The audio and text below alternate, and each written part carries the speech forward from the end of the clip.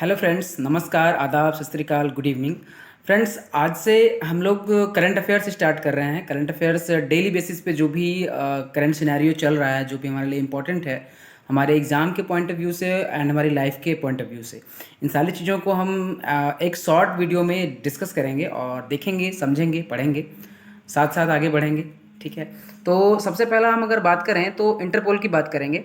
Interpole, कई बार हमारे पास एक मिसकॉन्सेप्शन होता है कि ये जो है एक इन्वेस्टिगेटिंग एजेंसी है या पुलिस फोर्स है, बट फ्रेंड्स ऐसा है नहीं बिल्कुल। ये जो इंटरपोल है ये इंफॉर्मेशन शेयरिंग प्लेटफॉर्म है, ये हमें याद रखना है। सबसे पहला पॉइंट, ये हमारे एग्जाम में कई बार पूछा जाता है तो हम वहाँ पे कंफ्यूज हो जाते हैं। इस्टेब्लिश किया गया 1923 में, ये भी ध्यान रखना है। और अभी जो देखा जाए, अगर बेसिकली जो हेडलाइन ली गई है, when threats are global the response can not be just local, ये मोदी जी के द्वारा कहा गया कि अगर हमारे पास थ्रेट देखा जाए, अगर ग्लोबली लेवल पे है, तो हमें साथ मिलकर ही, जैसे अगर देखा जाए बहुत सी प्रॉब्लम्स हैं, चाइल्ड ट्रैफिकिंग की हैं और स्मगलिंग बहुत सी टाइप की हैं, ड्रग्स की प्रॉब्लम है, ये सारी चीज़ें कहीं ना कहीं ये किसी एक पार्टिकुलर कंट्री की बात तो है नहीं, है ना। तो इस पे हमें सबको मिल के काम करना होगा। हमें जो है सहभागिता दिखा के हमें इसके बारे में सोचना होगा। जैसे कि इसको एक तरीके से कह सकते हैं कि जो यूएन की हमारी बॉडी है, यूएन बॉडी जैसे है, बट ये जो डिस्प्यूट रिजोल्यूशन होता है जो कि यूएन संभालती है, बट इसमें ऐसा कुछ है नहीं, ये नहीं संभालेगी। हेडक्वार्टर हमारा लयोन फ्रांस में है। कई बार हम लोग जर्मनी से इसको एक तरीके से देखते हैं कि जर्मनी में, बट ऐसा नहीं है, याद रखना है। लियोन LYON फ्रांस में है। ठीक है। और इसमें जो है पीएम मोदी ने कहा कि ग्लोबल थ्रेट पर हमें मिलकर सुलझाने की बात करनी होगी। तो कहीं ना कहीं ज़रूरी भी है। अगर हम मिलकर नहीं समझेंगे तो आने वाली समय में हमें कहीं ना कहीं समस्याओं का सामना करना पड़ सकता है। फ्रेंड्स, काफ़ी टाइम से हमारे यहाँ लैंग्वेज को लेके इशू बनते रहते हैं कि किस लैंग्वेज को ऑफिशियल लैंग्वेज बनाना है, किस लैंग्वेज को प्रमोट करना है, किस लैंग्वेज को जो है प्रमोट एक तरीके से करना है कि उस रीजनल लैंग्वेज को एक महत्वता मिल जाए। क्या ये वाकई हमारे लिए इतना इम्पोर्टेंट है? जानेंगे इसके बारे में। अभी कुछ दिन पहले ही केरला ने और तमिलनाडु ने भी इस तरीके की आवाज़ उठाई कि नहीं, ये अगर किसी उठाई क्यों आवाज़, ये भी जानना ज़रूरी है। कुछ दिन पहले ही एमपी में आईआईटी भोपाल के लिए वहाँ पे कहा गया कि अब जो भी एमबीबीएस की बुक्स हैं वो रीजनल लैंग्वेज में बनाई जाएंगी और पढ़ने के लिए मिलेंगी। तो कहीं ना कहीं दूसरे जो लैंग्वेज के, जो भी दूसरे भाषा के वक्ता हैं, जो वो दूसरी भाषाओं के रीजनल लैंग्वेज के जो भी प्रमोटर हैं, कहीं ना कहीं उनके लिए एक देखा जाता है कि उन्हें लगता है कि हम इन्फीरियर फील कर रहे हैं। तो हम भाषा की बात चली है तो जानेंगे सबसे पहले कि हमारा कोई नेशनल लैंग्वेज नहीं है। ऑफिशियल लैंग्वेज हम यूज करते हैं, पहले तो हिंदी स्टार्टिंग में, फिर उसके बाद इंग्लिश। 15 ईयर ये हमारा चलता रहा। तो हमारे पास official language Hindi and English है और कोई भी हमारा नेशनल लैंग्वेज नहीं है। और जैसे स्टार्टिंग में कहा गया था कि 3 लैंग्वेज फार्मूला को अप्लाई करते हैं, बट ये चल नहीं पाया कि हिंदी एंड इंग्लिश के अलावा जो हमारे रीजनल लैंग्वेज हैं इसके लिए हम देखा जाए, इसके लिए हम वर्क करके और उसको इम्प्लीमेंट कर दें। बात करें कि अगर इंडिया की, तो हमारे यहाँ डाइवर्सिटी, बहुत गजब की डाइवर्सिटी है। एक छोटे लेवल की डाइवर्सिटी नहीं है, चूँकि रीजन की डाइवर्सिटी है। पहली बात, यहाँ 10 किलोमीटर पे खाना बदल जाता है, जो है पानी बदल जाता है और रहन सहन बदल जाता है। रीजन, रिलीजन, लैंग्वेज, कास्ट, बहुत ज़्यादा डाइवर्सिटी है। तो कहीं ना कहीं इन सारी चीज़ों को देखते हुए हम किसी भी एक कंट्री को अगर बहुत ज़्यादा देखा जाए तो अगर सुपीरियर मान के चलें किसी भी रीजनल लैंग्वेज को, तो वो हमारे लिए प्रॉब्लम क्रिएट होनी ही होनी है। अगर देखा जाए इसके पॉजिटिव फैक्ट, अगर मान लीजिए किसी भी रीजनल लैंग्वेज को, किसी भी लैंग्वेज को अगर हमने प्रमोट किया या फिर हम जो है एक तरीके से ग्लोबल लेवल पे या फिर पूरे इंडिया लेवल पे उसको लेके चलते हैं, तो देखिए जो बेनिफिट होने वाले हैं वो इंटीग्रेशन में हेल्प होगा हमारी, थोड़ा सा इंटीग्रेशन में हेल्प होगा। लर्निंग कैपेसिटी बढ़ेगी। जैसे मान लीजिए मैं ही, अगर मैं हिंदी भाषी हूँ और मुझे हिंदी में ही एमबीबीएस की बुक्स मिल जाए, हिंदी में ही मुझे आईआईटी की बुक्स मिल जाए, तो कहीं ना कहीं मैं थोड़ा सा और अच्छा कर पाऊँगा, क्योंकि मुझे समझने में थोड़ा सा बेनिफिशियल होगा। यहीं पे समस्या कहाँ पे आती है? समस्या यहाँ पे आती है कि जो इसके नेगेटिव कह सकते हैं कि एस्पेक्ट्स हैं। जैसे मान लीजिए इंजीनियरिंग है, मेडिकल है, लॉ है, इन सभी में अगर हम रीजनल लैंग्वेज में पढ़ते हैं तो प्रॉब्लम क्या आती है? क्वालिटी कंटेंट की प्रॉब्लम आती है कि जो हमें बुक्स मिल रही हैं, क्या वो बुक्स वाकई इतनी बेनिफिशियल हैं जितनी होनी चाहिए थी? कहीं ना कहीं इंग्लिश की लैंग्वेज आज भी, अगर यूपीएससी की बात करें, तो कहीं ना कहीं हम ये मानते हैं कि इंग्लिश में बुक्स ज़्यादा अच्छी हैं आज भी। तो इस टाइप की प्रॉब्लम ना क्रिएट हो, क्वालिटी कंटेंट की प्रॉब्लम ना क्रिएट हो। और उससे बड़ी बात, कंटेंट से भी बड़ी बात है, क्वालिटेटिव टीचर्स होने चाहिए जो कि उस रीजनल लैंग्वेज में आपको वो चीज़ें प्रोवाइड कर सकें, पढ़ा सकें। ये कहीं ना कहीं समस्या बन सकता है। फिर अगर बात करें तो अदर रीजन जो भी हमारी कंट्री में सर्व करने में उन्हें आएगी, अगर वो और कहीं जाते हैं, मान लीजिए मैंने हिंदी से पढ़ा हुआ है या फिर मैंने एक उड़िया लैंग्वेज से पढ़ा हुआ है, MBBS किया हुआ है, तो फिर हम अगर किसी और कंट्री में जाते हैं पढ़ने के लिए या फिर किसी और कंट्री में सर्व करने के लिए जाते हैं, तो क्या हम इतनी अच्छी तरीके से चीज़ों को समझ पाएंगे? क्योंकि वहाँ तो जो वहाँ उसका लैंग्वेज होगा, ऑफिशियल लैंग्वेज होगा। जैसे हमने फ्रांस गए तो वहाँ की जो होगी लैंग्वेज वो यूज करेंगे, UK गए तो वहाँ इंग्लिश हमें आना ही चाहिए, सीखना ही चाहिए। तो इस टाइप की प्रॉब्लम क्रिएट होती हैं। बात चलिए भाषा की, तो बात करेंगे 8th शेड्यूल की, जिसमें कि 22 लैंग्वेज अभी प्रेजेंट में है। और लैंग्वेज को निर्धारित करने के लिए, लैंग्वेज को शेड्यूल में इंटर करने के लिए कोई भी क्राइटेरिया डिसाइड नहीं किया गया है, आपको ये ध्यान रखना है। 14 लैंग्वेज स्टार्टिंग में थे जब हमारा संविधान बना था। स्टार्टिंग में जब ये इस तरीके का हुआ, फिर उसके बाद अमेंडमेंट के धीरे धीरे कई लैंग्वेज जोड़े गए। 14 के बाद 8 लैंग्वेज हो गए जो ऐड किए गए। सिंधी हमारा 1967 में ऐड करा गया। कोंकणी, मणिपुरी, नेपाली 1992 में ऐड करा गया। बोडो, डोंगरी, मैथिली, संथाली 2003 में ऐड करा गया 92 कॉन्स्टिट्यूशन अमेंडमेंट के साथ। तो कहीं ना कहीं भाषाओं का ये आजकल गुत्थम गुत्थी चल रही है, तो ये आपको हमेशा न्यूज़ में देखने को लगता रहेगा। थोड़ा सा इसको हमें फोकस करके रखना है कि हमारे एग्ज़ाम के लिए इम्पोर्टेंट है। फ्रेंड्स, स्टेबल बर्निंग हमारे लिए हमेशा से चर्चे में रहा है, चूँकि ये पॉल्यूशन का रीजन बनता जा रहा है।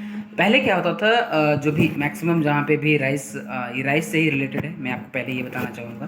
जो पराली होती है ना, कि हमने जो है हमने धान काट लिया, फिर उसके बाद जो पराली होती है, पहले क्या था कि हम पास से बिल्कुल जो उसका रूट है, रूट के पास से पहले काट लिया था, चूँकि हाथों से काटा जाता था, जो भी हंसिया से।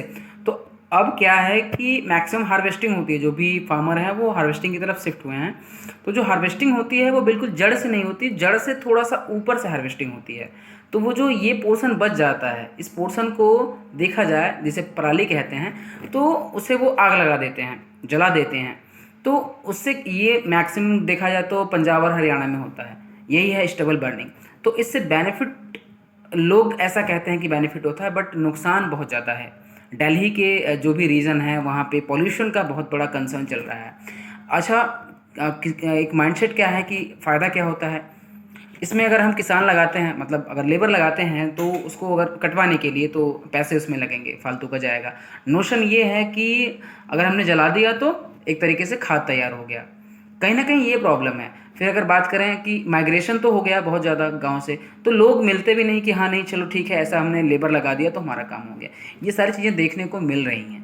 तो इससे क्रिएट क्या हो रहा है? पॉल्यूशन क्रिएट हो रहा है। तो हमें इस प्रॉब्लम को सुलझाने के लिए इसको खाद में बदल सकते हैं, इसका हस्क बना सकते हैं, जो पत्तल दोना हम प्लेट्स वगैरह यूज करते हैं उसे बना सकते हैं। तो दिल्ली गवर्नमेंट ने डिकम्पोज करने की बात करी है। तो पहले क्या था, उन्होंने कैप्सूल तैयार करा था, बट अब इसे सॉल्यूशन और पाउडर फॉर्म में भी ला रहे हैं और उसे छिड़काव करने की बात की जा रही है। तो कहीं ना कहीं ये हमारे लिए ज़्यादा इंपॉर्टेंट है कि अगर हमारा इन्वायरमेंट ही सही नहीं है, हमें अगर एयर, गुड क्वालिटी की एयर ही नहीं मिलेगी, तो क्या हम जीवित रह पाएंगे? हम बहुत सारी बिल्डिंग्स क्रिएट कर लें, बहुत सारे इंफ्रास्ट्रक्चर बहुत अच्छा बना लें, बट अगर हमारे पास ये बेसिक चीज़ नहीं है तो हमें लगता नहीं कि हम बहुत अच्छा कर सकते हैं। बात करेंगे कि अब जुड़ी हुई चीज़ें हैं। National air quality index NAQI 2014 में लॉन्च करा गया, ठीक है। और इसका जो आउटलाइन रखा गया है वो है 1 नंबर, 1 कलर, 1 डिस्क्रिप्शन।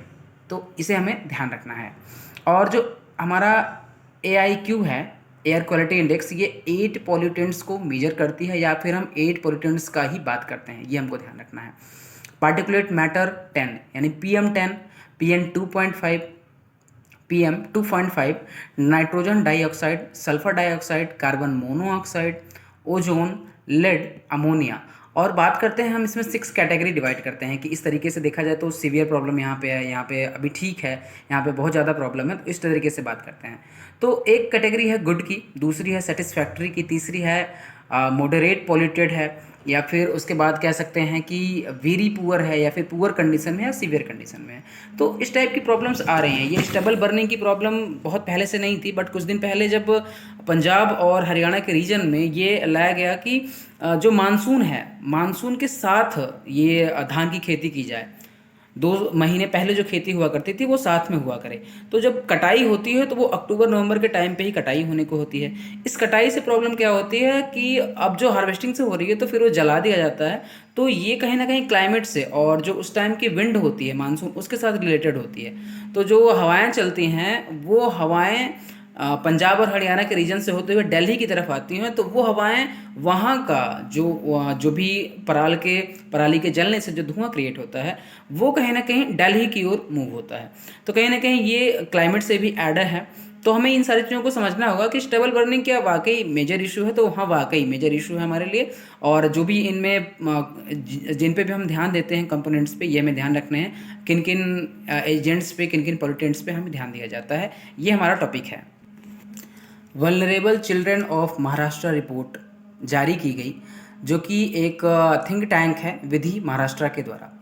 इसमें कहा गया कि महाराष्ट्र के जो बच्चे हैं, कोविड-19 में आप भी जानते हैं, हम भी जानते हैं कि बहुत से ऐसे बच्चे हैं जो ऑर्फन हो गए, जिनके किसी के फादर, किसी के मदर डेथ कर गए।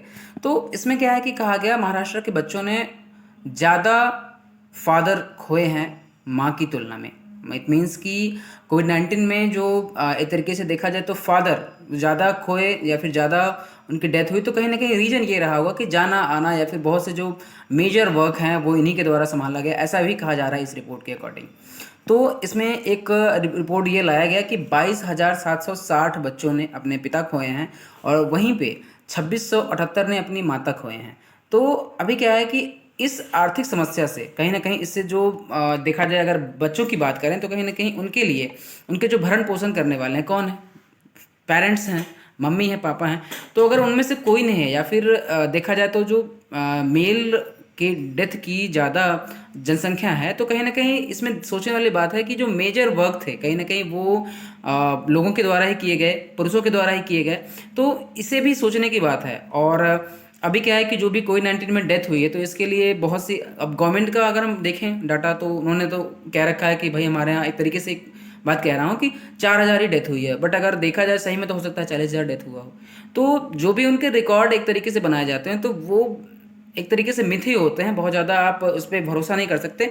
बट क्या है कि क्या हम उनके लिए, जो बच्चे अब ऑर्फन हो गए, क्या उनके लिए हम कुछ कर रहे हैं? तो नहीं कर रहे हैं। हाँ, तो बहुत सी स्कीम्स लॉन्च की गई हैं, कहीं ना कहीं ये बेनिफिशियल हैं। पीएम केयर फंड के तहत भी कई सी योजनाएं निकाली गई हैं जो कि ऑर्फन बच्चों के लिए बेनिफिशियल हैं। अब उनके पास तक ये सुविधा पहुंच पा रही है या नहीं पहुंच पा रही, ये भी अपने आप में एक बहुत बड़ा कंसर्न है।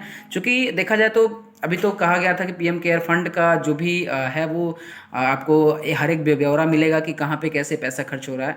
बट अभी जब कुछ लोगों ने आरटीआई दायर करी तो कि नहीं नहीं, इसका हम आपको जानकारी नहीं दे सकते। तो ये सारी चीज़ें भी देखने को मिलती हैं। देखते हैं आगे क्या स्कीम और क्या भी चीज़ें आती हैं बच्चों के लिए। जापान ने, उनके यहाँ की एक अल्कोहलिक बेवरेज है निहोंशु, याद रखेंगे निहोंशु, को जीआई टैग देने की एप्लीकेशन फाइल करी है। तो एक तरीके से होता है कि इसमें राइस को फर्मेंट करते हैं। फर्मेंट मतलब कुछ देर कुछ महीनों रख के उसे थोड़ा सा सड़ाते हैं। तो इसी क्रिया को फर्मेंटेशन कहते हैं। तो राइस को फर्मेंट करके ये बनाया जाता है और इसमें जो रॉ मटेरियल होता है वो राइस होता है, वाटर होता है, कोजिकिन एक टाइप का फंगल स्पोर होता है, ध्यान रखेंगे कोजिकिन। तो कहीं ना कहीं इन तीनों रॉ मटेरियल से मिला के ये बनाया जा रहा है और इसे बात की जा रही है जीआई टैग मिलने की। जीआई टैग, ये चेन्नई ऑफिस है इसका, जियोग्राफिकल इंडिकेशन। देखिए जीआई टैग मिलने से हो क्या जाता है, एक तरीके से देखा जाए तो जैसे होता नहीं कि हमारे रीजनल एरिया में, या फिर अगर मैं मिर्ज़ापुर की बात करूँ तो हमारे यहाँ क्या फेमस है, वाराणसी की बात करें तो हमारे यहाँ क्या फेमस है, कानपुर की बात करें तो क्या फेमस है, बस इसी टाइप से ये देखा जाए तो जियोग्राफिकल इंडिकेटर एक तरीके से बनाया गया है। और इसका बेनिफिट क्या होगा कि उन चीज़ों को जो एक तरीके से अच्छी हैं और प्रमोट नहीं है तो उन्हें प्रमोट भी किया जाएगा। और इसमें कि जो इन्हें बनाने का काम करते हैं वो टोई कहते हैं, उन्हें TOII टोई कहते हैं। ये ऐसे पर्सन होते हैं जो इन्हें बनाने का काम करते हैं। तो जो ये पूरी अल्कोहलिक बेवरेज है निहोंसू, इसे टोई सिस्टम के द्वारा ही बनाया जाता है। उनकी बनाने की एक प्रॉपर विधि है। जैसे अपने यहाँ इंडिया में महुआ को रख के इस तरीके से, या फिर अगर देखा जाए तो महुआ को दूध में बॉयल कर भी कुछ लोग कंज्यूम करते हैं, और उसी टाइप से एक महुआ की देखा जाए तो ये अल्कोहलिक बेवरेज भी बनाया जाता है। तो कहीं ना कहीं ये चीज़ें हैं अपने यहाँ इंडिया में भी यूज हो रही हैं। तो अब देखते हैं इसका प्रोसेस क्या है, बट ये हमें याद रखना है कि जीआई टैग के लिए जापान ने एप्लीकेशन दायर करी है, निहोंशु नाम है। गवर्नमेंट का कहना है कोर्ट से कि हम डीपीएसपी को लागू करने के लिए बाध्य नहीं हैं। अभी बात चल रही है यूनिफॉर्म सिविल कोड की। यूनिफॉर्म सिविल कोड क्या है कि हर, अभी देखा जाए अपने यहाँ हिंदू और मुस्लिम सिख ईसाई हर जो भी उनके रिलीजन है, रिलीजन के अकॉर्डिंग ही उनके मरने का क्रियाक्रम, या फिर उनके जब कोई बच्चा जन्म लेता है वो क्रियाक्रम, या फिर कोई किसी की शादी होती है, तो जो रिचुअल्स हैं, जो उनमें एक तरीके से रीति रिवाज हैं और सारी चीज़ों को लेके कहा जाता है कि अगर ये यूनिफॉर्म सिविल कोड अप्लाई होता है तो सारी चीज़ें, सारा का सारा का जो भी रिलीजन है अपने यहाँ, वो सब कुछ एक ही नियम के अनुसार ही सब कुछ करेंगे। बट ये हर जगह भी अप्लाई है नहीं। अगर देखा जाए तो गोवा में यूनिफॉर्म सिविल कोड अप्लाई किया जा चुका है। हर रिलीजन के पास समान अधिकार, एक तरीके से ये बात की जाती है यूनिफॉर्म सिविल कोड में, एवं समानता से गवर्न भी किया जाता है। तो डीपीएसपी में आर्टिकल 44 में यूनिवर्सल सिविल कोड की बात की गई है। इसमें देखिए दो चीज़ें हैं। अगर इंडिया का देखा जाए तो इनका पॉजिटिव सेक्युलरिज्म है। यहाँ पे हर रीजन में हर रिलीजन का प्रचार प्रसार हो रहा है, किया जाता है। जो भी एक तरीके से अगर डोमिनेंट है या फिर जो भी अभी डोमिनेंट नहीं है, तो उन्हें भी एक तरीके से एक मौका दिया जाता है कि हाँ, आप अपने धर्म का प्रचार प्रचार कर सकते हैं। ये इंडिया है पॉजिटिव सेक्युलरिज्म। फिर उसके बाद देखा जाए इसी का एक नेगेटिव एस्पेक्ट है नेगेटिव सेक्युलरिज्म। इसमें यह है कि किसी भी रिलीजन की बात नहीं की जाएगी। अपने घर के अंदर है जो भी करना है कीजिए, बट एज अ सोसाइटी आप रिलीजन की बात नहीं करेंगे। ये है हमारा फ्रांस। तो ये दोनों हमें बातें याद रखनी है। और हम डीपीएसपी को लीगली इन्फोर्स नहीं करवा सकते, नहीं किया जा सकता। क्यों ना कोर्ट ही इसमें इंटरफेयर करे, बट नहीं करा सकता। ये हमारे कॉन्स्टिट्यूशन के अकॉर्डिंग कहा गया है। डीपीएसपी आयरिश कॉन्स्टिट्यूशन से लिया गया था। आर्टिकल 36 से 51 हमारा डीपीएसपी है, ये भी ध्यान रखना है। हमेशा डीपीएसपी एवं फंडामेंटल राइट्स को लेके गर्मा गर्मी चलती रहती है, आरोप प्रत्यारोप चलते रहते हैं कि डीपीएसपी को लागू करना ज़्यादा ज़रूरी है, या फिर कहते हैं कि फंडामेंटल राइट्स को लागू करना ज़्यादा ज़रूरी है। तो ये सारी बातें चलती रहती हैं। और जो हमारा फंडामेंटल राइट्स होता है वो इन्फोर्सेबल होता है, आपको ये भी ध्यान रखना है। इम्प्लीमेंट नहीं हो रहा है या फिर आपके फंडामेंटल राइट्स का हनन हो रहा है, तो इस पर कोर्ट एक्शन ले सकती है, कहीं ना कहीं ये हमें जानना है। और अगर डीपीएसपी के थ्रू कोई कुछ चीज़ें कही गई हैं कि राज्य आपको ये चीज़ें मुफ्त में देगा, या फिर राज्य आपके लिए ये करेगा, अगर नहीं करता है तो उसके लिए आप कोर्ट नहीं जा सकते। एक्चुअली मैटर क्या होता है कि कोई भी स्टेट है तो उसके पास जो उसका फंड है, या फिर उसके पास एक तरीके से जो जमा पूंजी है, उसके अकॉर्डिंग वो एक तरीके से डीपीएसपी वेलफेयर कह सकते हैं कि वेलफेयर का जो वर्क है वो डीपीएसपी के थ्रू होता है। हमारे पास, अगर सिंपल भाषा में समझाता है, हमारे पास अगर खाने को है, खाने रहने पहनने और ये सारी चीज़ें हैं हमारे पास, तो उसके बाद हम बाहर की चीज़ें, उसके बाद हम और चीज़ें सोचते हैं, तो ये सारी चीज़ें इसमें आ जाती हैं। तो डीपीएसपी का ऐसा है कि हम लीगली इन्फोर्स नहीं कर सकते।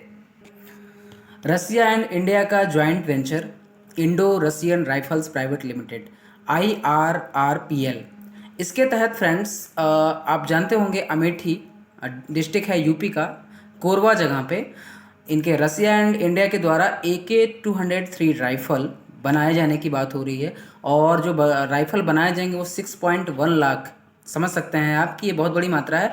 और खुशी की बात ये है, बेनिफिशियल बात ये है कि ये इंडिया में बनाई जाएगी। तो इसे इंडिया में बनाने से हमारा बेनिफिट क्या है? इससे हमें एक तरीके से देखा जाए तो एम्प्लॉयमेंट मिलेगी, हम एक्सपोर्ट भी कर सकते हैं, हमारे टेक्निक हमने सीख ली अच्छे से। तो फिर उसके बाद इन्वेस्टमेंट हमारे यहाँ बढ़ेगा। और जो कॉस्ट है फ्रेंड्स, ये 5000 करोड़ का, 5000 करोड़ का ये हमारा कॉस्ट आने वाला है। शुरू में रसिया हमें सपोर्ट करेगा 3 साल तक, जिससे हम सारे टेक्निक्स और मैकेनिज्म सारी चीज़ें समझ लेंगे, और अपने यहाँ इंडिया के ही लोगों को एम्पावर करेंगे, उन्हें ये सारी चीज़ें सिखाएंगे। फिर उसके बाद 3 साल के बाद हम 100% इंडिजीनियस रूप से बनाने लगेंगे। देखिए कहीं ना कहीं जब भी कोई चीज़ें, अगर कोई भी इन्वेस्टमेंट होता है तो वो हमारे लिए बेनिफिशियल कैसे है। अगर कोई कंपनी हमारे यहाँ वर्क करने के लिए आती है, कोई कंपनी अपना मैन्युफैक्चरिंग हमारे यहाँ इस्टेब्लिश करती है, तो उसके बेनिफिट्स इस तरीके से हैं कि उसे हमें कहीं ना कहीं रोज़गार हमें मिलता है। अगर हमारे यहाँ कोई, मान लीजिए मेरे घर के ही बगल में कोई एक अगर कारखाना लगता है, तो उसमें मुझे एक जॉब मिलने का चांस होता है। अगर मैं बात करूँ कहीं अगर कोई कंस्ट्रक्शन साइट है, अगर वहाँ पे कोई एनएच बनने वाला है तो उसके जो आसपास के रीजनल लोग हैं तो कहीं ना कहीं उनके लिए एक एम्प्लॉयमेंट का जरिया बन जाता है। तो वैसे ही ये भी चीज़ें हैं, अगर हमारे यहाँ कोई भी कंपनी आती है मैन्युफैक्चरिंग के लिए तो वो हमारे लिए इन्वेस्टमेंट का एक जरिया होगा कोई ना कोई। फिर कंट्रीज आना स्टार्ट करेंगे और इन्वेस्ट भी करना शुरू करेंगी और रोज़गार तो मिलेगा ही मिलेगा। इंटरनेशनल सोलर अलायंस, ये इसका जो हेडक्वार्टर है सबसे पहले जान लीजिए गुरुग्राम में है, और फ्रांस एंड इंडिया के दोनों पीएम ने मिल के इसका उद्घाटन करा था। COP21 के टाइम लॉन्च किया गया, ध्यान रखेंगे। और ये UNFCC जो COP21 हुआ था, और इसमें UNFCC United nation framework convention on climate change, जो कि अभी पेट में भी आया था, इसी का फुल फॉर्म आया था और मेरा ही गलत हो गया था एक्चुअली। उस टाइम पे मुझे एग्जैक्टली याद नहीं आ रहा था। तो UNFCC पेरिस 2015 का के टाइम पे इसको बनाया गया। तो अब देखिए कोलिशन क्या है इसमें, कोलिशन किन किन कंट्रीज का है ये जाना जरूरी है। देखिए जो हम बात कर रहे हैं सोलर, कहीं ना कहीं ये धूप से रिलेटेड है। तो इसमें जो हमारे Tropic of Cancer and Tropic of Capricorn, इनके पास जो कंट्रीज हैं उनको मैक्सिमम धूप मिलता है, ये आप समझते हैं। मैक्सिमम उनको जो है सन की एनर्जी मिलती है। तो उसके आसपास की जो भी कंट्रीज हैं मैक्सिमम वो हैं जो पार्शियली और फुल्ली जिनको पूरी तरीके से मिलता है ट्रॉपिक ऑफ कैंसर के आसपास और ट्रॉपिक के कैप्रिकॉर्न के, तो वो सारी कंट्रीज हैं। फिर उसके बाद देखा जाए तो इसमें 106 मेंबर हैं, अभी शायद बढ़ गए हैं 110 हो गए हैं। फिर उसके बाद एक इसमें एलिजिबिलिटी रखी है कि यूएन के जो भी कंट्रीज हैं उनके लिए मेंबरशिप हमेशा के लिए ओपन है।